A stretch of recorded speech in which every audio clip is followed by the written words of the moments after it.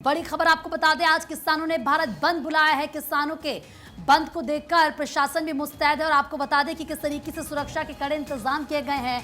नोएडा में धारा 144 लागू कर दी गई है। दिल्ली और हरियाणा में कड़े इंतजाम किए गए हैं। भारत बंद का ऐलान किया गया है और ऐसे में प्रशासन मुस्तैद है। कई लेयर सुरक्षा लगाई गई है ताकि किसान किसी भी तरीके से दिल्ली में एंटर ना कर सके।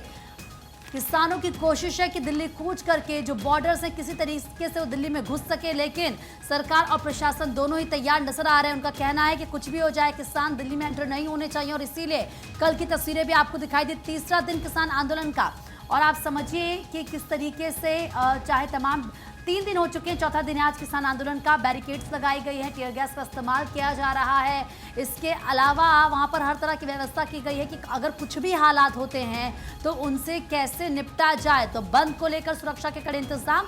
नोएडा की अगर बात करें तो नोएडा में धारा 144 लागू हो चुकी है। कल कई ऐसी तस्वीरें सामने आई थी जहां पर किसान पटरी पर बैठ गए थे, जिसके बाद तमाम ऐसी ट्रेन से जिनको डाइवर्ट करना पड़ा था। किसानों का कहना है कि जब तक उनकी मांगों को नहीं माना जाता है वो इस बार मानने वाले नहीं है। सरकार की तरफ से कहा गया था कि कमेटी बना ली जाएगी, लेकिन किसानों का कहना था कि कमेटी हर बार बनती है लेकिन होता कुछ भी नहीं है। लोकसभा का चुनाव बेहद करीब है और ऐसे में सरकार की कोशिश है कि जल्द से जल्द किसानों को मान लिया जाए। लेकिन ये भी गौर करने वाली बात है कि जो किसानों की मांगे हैं अगर उन्हें मान लिया जाता है तो फिर पूरे देश भर के जो किसान हैं वो भी अपनी मांगों को लेकर आएंगे। और क्या ये पॉसिबल हो पाएगा प्रिया कि हर एक मांग को माना जाए? देखिए, कई सारी तकनीकी पहलू है और केंद्रीय कृषि मंत्री अर्जुन मुंडा ने इस बात का जिक्र किया कि नियम बनाने में वक्त लगता है, लेकिन इन सब के बीच किसान अपनी मांगों पर अड़े हुए हैं और इसी क्रम में आज भारत बंद का ऐलान किया गया है। पूजा, चलिए आगे बढ़ते बात होगी पश्चिम बंगाल की, जहां पर एक अहम खबर जिस पर लगातार नजर भी बनी हुई है और हर अपडेट भी आपको मिल रहा है भारत 24 पर। और ये मामला है पश्चिम बंगाल का शिक्षक भर्ती घोटाला मामला, जिसमें ईडी का एक्शन लगातार जारी है। प्रमोटर राजीव डे के कई फ्लैट्स पर छापेमारी की कार्रवाई ईडी की ओर से की गई है। शिक्षक भर्ती घोटाला मामले में ईडी का एक्शन लगातार जारी है। प्रमोटर राजीव डे के कई फ्लैट्स पर छापेमारी की कार्रवाई की गई है। देखिए, पश्चिम बंगाल में कई मामले इस वक्त करप्शन के सामने हैं, जिसमें ईडी लगातार एक्शन मोड में है, चाहे वो राशन घोटाला मामला हो, चाहे अभी यहाँ ये दूसरा मामला जिसमें शिक्षक भर्ती घोटाला मामला है, इस पर भी ईडी का एक्शन लगातार जारी है। और जो प्रमोटर राजीव डे, उनके कई फ्लैट्स पर इसी को लेकर छापेमारी की कार्रवाई भी की गई है। तो ये पश्चिम बंगाल से बड़ी अहम जानकारी इस वक्त मिल रही है, शिक्षक भर्ती घोटाला मामला जिस पर इस वक्त लगातार ईडी का एक्शन जारी है। चलिए खबरों में आगे बढ़ते हैं। नोएडा से बड़ी खबर, जहां पर एल्विश यादव की बढ़ सकती है मुश्किलें। एल्विश यादव की रेव पार्टी से जुड़ा मामला, एफएसएल जांच की रिपोर्ट में अहम खुलासा हुआ।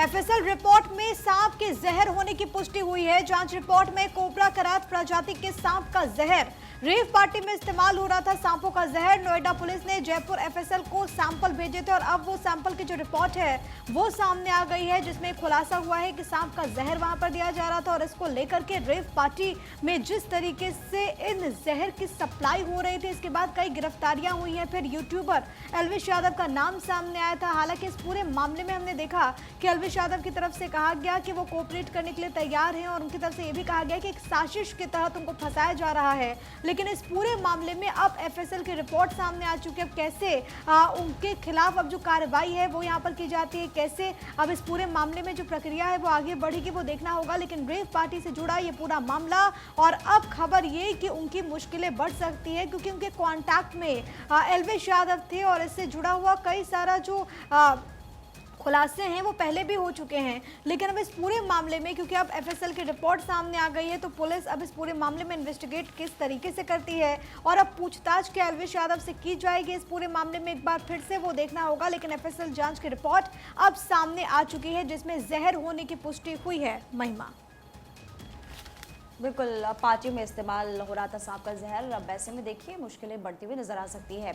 अगली खबर जयपुर से। जयपुर में सामूहिक सूर्य नमस्कार क्रीड़ा भारती संस्था ने आयोजन का समूचे राजस्थान में आयोजन किया गया था। सूर्य सप्तमी के अवसर पर सूर्य नमस्कार हुआ, जिसमें कि कुछ मंत्री विधायक भी शामिल होते हुए नजर आए थे। अलग अलग स्कूलों में सूर्य नमस्कार हुआ। ये तस्वीरें इस वक्त हम आपको दिखा रहे हैं। क्रीड़ा भारती संस्था ने आयोजन किया सूर्य नमस्कार। अगर आप हर रोज़ करते हैं तो आपको बहुत फ़ायदे इसके होते हैं। कुल इसमें 12 योग होते हैं और ऐसे में देखिए राजस्थान की अगर बात करें तो सामूहिक सूर्य नमस्कार का आयोजन किया गया था और इससे कल तस्वीरें अलग अलग जगहों से सामने। और सबसे बड़ी बात कि इसको लेकर विवाद भी काफ़ी ज़्यादा हुआ था।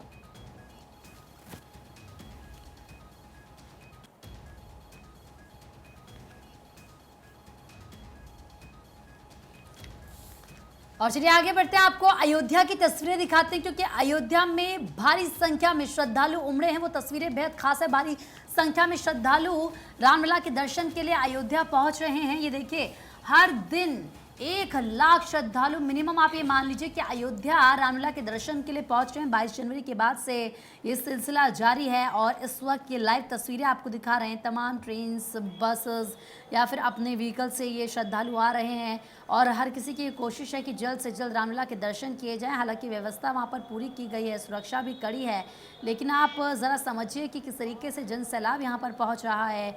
ये भक्ति का, आस्था का विषय है और ऐसे में हर कोई अयोध्या पहुँच रहा है। आप समझिए कि अयोध्या पहले जो एकदम अलग थी, आज वो अयोध्या पूरी तरीके से अलग हो चुकी है, विकसित हो रही है और ऐसे में तमाम कोई जो दिक्कत है इन श्रद्धालुओं को ना हो, इसको लेकर बंदोबस्त किए गए हैं। ये देखिए, आप कतार में भी लोग आपको खड़े नजर आएंगे रामलला के दर्शन के लिए, भजन कीर्तन करते हुए, प्रभु रामलला के नाम लेते हुए ये श्रद्धालु आगे बढ़ रहे हैं।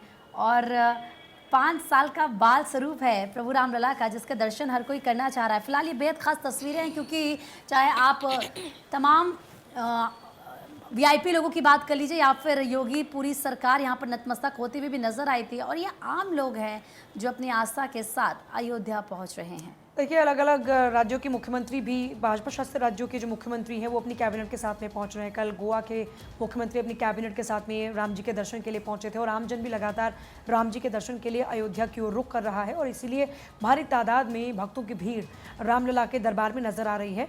आगे बढ़ते हुए बात होगी यूपी के जालौन की, जहाँ पर एक भीषण सड़क हादसा हुआ है। अनियंत्रित होकर पलटी मजदूरों से भरी लोडर, जिसमें महिला, बच्चों समेत 39 लोगों के घायल होने की सूचना मिल रही है। घायल मजदूरों में महिलाओं की संख्या ज्यादा है। 25 मजदूर राजकीय मेडिकल कॉलेज में इस वक्त भर्ती हैं। तो ये एक हादसा हुआ है यूपी के जालौन में, जहां पर अनियंत्रित जो मजदूरों से भरी लोडर थी वो पलट गई और इसमें महिला थे, बच्चे सवार थे। लगभग 39 लोग अभी तक बताया जा रहा है कि घायल हुए हैं। घायल मजदूरों में जो महिलाओं की तादाद है वो ज़्यादा है और महिलाओं की तादाद ज़्यादा तो आप समझ लीजिए कि बच्चे भी उनके साथ में थे। 25 मजदूर इस वक्त राजकीय मेडिकल कॉलेज में भर्ती है। अनियंत्रित होकर ये लोडर पलट गया, जिसमें महिला और बच्चे समेत 39 लोग घायल हुए हैं और सभी जो मजदूर हैं उनको मेडिकल कॉलेज में भर्ती कराया गया है जो घायल हुए। आगे बढ़ते हैं और देखिए, खबरों में आगे बढ़ते हैं और सबसे बड़ी बात, आज जयपुर से खबर, खातीपुरा में टर्मिनल स्टेशन आज प्रधानमंत्री मोदी वर्चुअली शिलान्यास करेंगे। 2026 में पूरा होगा प्रोजेक्ट। बांदीकुई आगरा रूट पर डबलिंग, खातीपुरा में कोच केयरिंग कॉम्प्लेक्स, 205 करोड़ रुपए की लागत से कॉम्प्लेक्स बनने वाला है। और अगर अब हम राजस्थान गुजरात के सेगमेंट पे आए अखबारों में, तो इस खबर को लेकर जानकारी दी गई है। सबसे बड़ी बात, पीएम मोदी ये भी बताया गया इसमें कि 25 को एम्स और जनाना हॉस्पिटल का भी उद्घाटन करते हुए नजर आएंगे। और इस वक्त खातीपुरा की जानकारी हम आपको दे रहे हैं कि टर्मिनल स्टेशन खातीपुरा में कोचिंग केयरिंग कॉम्प्लेक्स है, उसका शिलान्यास करने वाले हैं। 205 करोड़ की लागत से बनने वाला है और जाहिर तौर पर प्रधानमंत्री मोदी की तरफ से बड़ी सौगात दी जाएगी। प्रीति जी बिल्कुल, तेलंगाना की बात कर लेते हैं। राज्यसभा के नामांकन दाखिल किया गया है यहाँ से। दरअसल किस तरीके से बड़ी खबर मिल रही है, रेणुका चौधरी, अनिल यादव, वदिराजू का नामांकन यहाँ से है। तीनों को सर्वसम्मति से चुना जाएगा। पहले तीनों सीटें बीआरएस के पास थी। सीएम रेवंत रेड्डी भी मौजूद रहे। और चलिए आगे बढ़ रहे हैं, बात होगी राजस्थान की एक बार फिर से। प्रत्याशियों ने चुनाव खर्च की जानकारी दी है। 19 सीटों के प्रत्याशियों ने आयोग को अपना लेखा जोखा सौंप दिया है। कांग्रेस के सीताराम ने 37 लाख रुपए खर्च किए। इतने खर्च के बावजूद सीताराम हार गए। बीजेपी के राम अवतार बैरवा ने लगभग 6,81,000 रुपये खर्च किए, जीत गए। सीएम भजन लाल ने 32 लाख रुपए खर्च किए। दिया कुमारी ने चुनाव पर 16 लाख रुपए खर्च किए। तो देखिए, राजस्थान में प्रत्याशियों ने अपने चुनाव खर्च की जानकारी दी है और 19 सीटों के प्रत्याशियों ने आयोग को अपना लेखा जोखा सौंपा, जिसमें सबसे इम्पॉर्टेंट बात यह है कि सीताराम ने 37 लाख रुपए खर्च किए, सबसे ज़्यादा अभी तक जो इन लिस्ट में जो इस वक्त हम जिसका जिक्र कर रहे हैं, और इतने खर्च के बावजूद भी वो हार गए। तो देखिए, इसका मतलब ये कि खर्चा आपकी जीत को सुनिश्चित नहीं करता। बीजेपी के राम अवतार बैरवा ने 6,81,000 में चुनाव जीत भी लिया। उन्होंने इतना ही पैसा खर्च किया चुनाव पर और वो जीत भी गए। ऐसे सीएम भजन लाल की बात करते हैं, 32 लाख रुपए उन्होंने चुनाव प्रचार पे खर्च किया, अपने चुनाव के लिए खर्च किया। दिया कुमारी ने अपने चुनाव के लिए 16 लाख रुपए खर्च किया, जो लेखा जोखा उन लोगों की ओर से दिया गया। प्रिया, आगे बढ़ते हैं। पहली बार अंतरिक्ष में सर्जरी, रोबोट को कमांड देकर डॉक्टर्स ने सर्जरी की है। कम्युनिकेशन में देरी से समस्या आई, लेकिन डॉक्टर्स ने स्थिति को संभाल लिया। मानव रहित सर्जरी की राह खोली है। मंगल मून मिशन में इलाज की समस्या अब दूर होगी और ये अपने आप में बहुत ज़्यादा महत्वपूर्ण है। आपको मालूम है कि स्पेस को लेकर के, रिसर्च को लेकर के किस तरीके से अलग अलग जो एजेंसीज हैं और इंटरनेशनली अगर आप देखेंगे तो लगातार उनकी तरफ से कवायद की जाती है। लेकिन एक बड़ी सफलता है क्योंकि अंतरिक्ष में पहली बार सर्जरी हुई है। हालांकि दौरान जो तमाम कमांड्स थे वो डॉक्टर्स की तरफ से पृथ्वी से दिए जा रहे थे, वहां पर रोबोट इन तमाम ऑपरेशंस को कर रहे थे। लेकिन वहां पर एक बार ऐसा भी हुआ कि कम्युनिकेशन लैग की वजह से कुछ दिक्कतें आई, लेकिन पूरी तरीके से स्थिति को संभाल लिया गया और इसी के साथ मानव रहित सर्जरी के द्वार अंतरिक्ष में अब खुल गए हैं। महिमा आगे बढ़ते ईडी ने बंगाल में टीएमसी के 2 नेताओं को समन भेजे हैं और बंगाल के घाटल एमपी दीपक अधिकारी को समन भेजा गया। गाय तस्करी मामले में पीएमएलए के तहत अब उनसे पूछताछ होगी। साथ ही वरिष्ठ टीएमसी नेता मुकुल रॉय को भी 19 फरवरी को पूछताछ के लिए तलब किया गया है। इस पूरी खबर की जानकारी इंडियन एक्सप्रेस में दी गई है, जहां पर टीएमसी के 2 नेताओं को ईडी की तरफ से समन भेजा गया।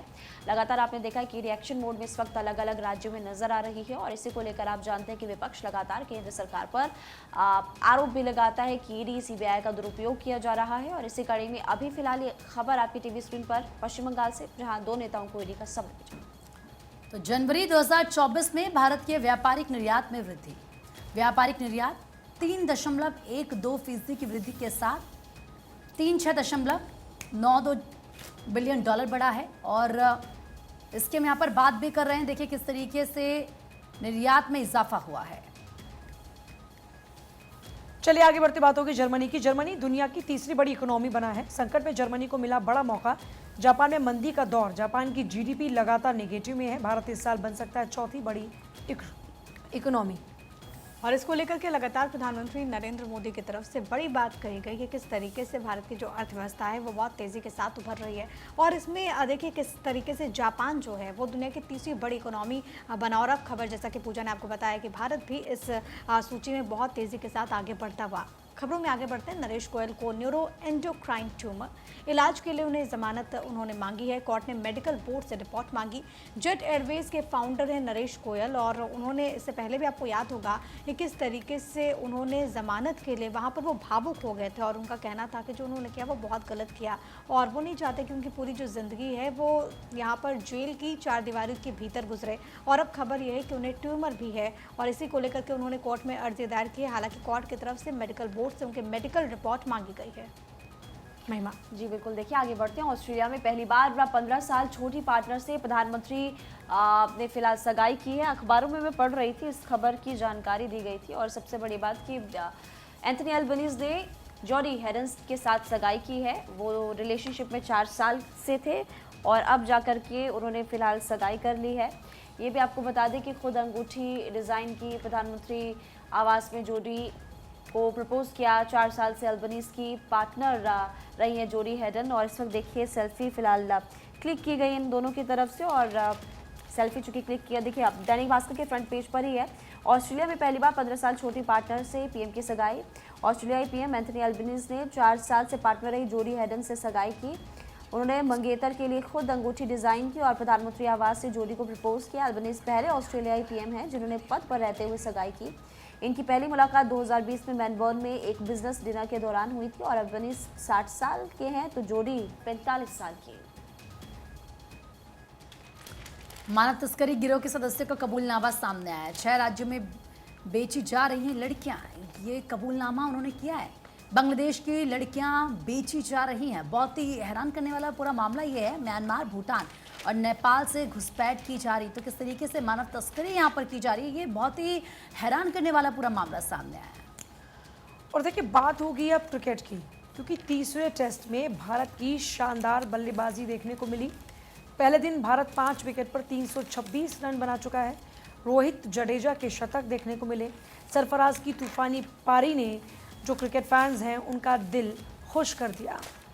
और तो हाँ, कल ये भी तस्वीर सामने आई थी जब सरफराज खान के पिता बहुत ज़्यादा भावुक हो गए थे और सोशल मीडिया पर इस तस्वीर ने yes. सबका दिल जीत लिया। पूजा डेफिनेटली अखबारों में भी वो तस्वीर है।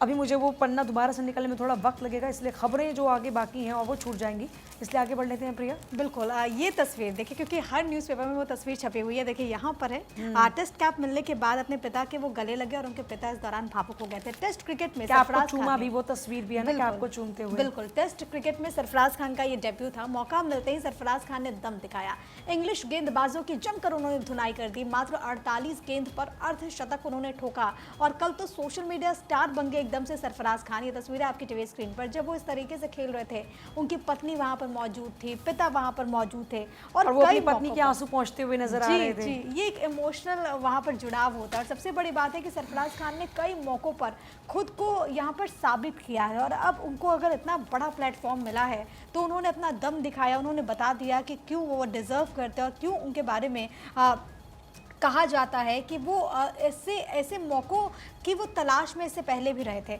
उनके पिता जो कि वहाँ पर नौशाद खान उस वक्त वहाँ पर मौजूद थे और उनके पिता दरअसल उनके कोच भी हैं, तो उनके साथ भी बॉन्डिंग काफ़ी ज़बरदस्त कल तस्वीरों में भी हमें नज़र आई थी। महिमा, आगे बढ़ते मैच फिक्सिंग का लगा बदनुमा दाग, रिजवान पर लगा 17 साल का बैन। ब्रिटेन के क्लब क्रिकेटर रिजवान पर प्रतिबंध फिलहाल लगा है। अखबारों में इस खबर का भी फिलहाल जिक्र किया गया है और सबसे बड़ी बात की जानकारी आपको दे दें कि यहाँ पर रिजवान पर 17 साल का बैन लग चुका है।